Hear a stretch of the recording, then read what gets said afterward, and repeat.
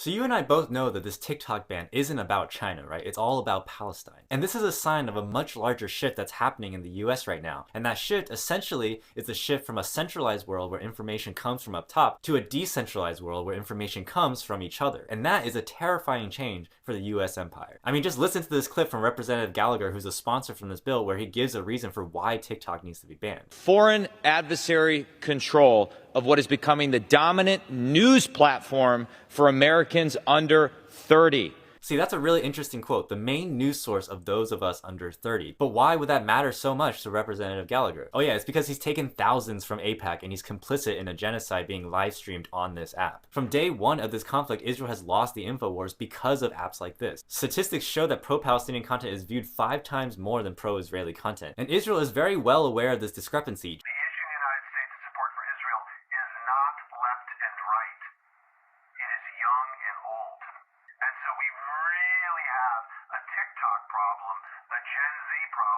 And it's not because we're anti-Semitic or that we're agents of China, it's just because we have human consciousnesses and we're not getting our information through the traditional ways anymore. Like for decades, I could count on 2 hands the number of white men that controlled the information landscape in the US. But TikTok has become the exception to that, and that lack of control is terrifying. In order for propaganda to be truly effective, it needs to be generational. And what that means is you spread propaganda to the current generation, those ideas get imbued into their head and then passed down to their kids in the next generation, and then those ideas are further reinforced by the media that the next generation consumes. So through this process, you can generationally propagandize an entire population until the views and the positions of the government become the default truth. But now we're entering a world where the information doesn't come from up top. It doesn't come from institutions like the government or the newspapers. It comes from each other. It comes from our phones just literally recording what's happening on the ground and showing each other. And that breaks the generational propaganda chain. And that is a huge amount of power for the US empire to lose, and they will do everything they can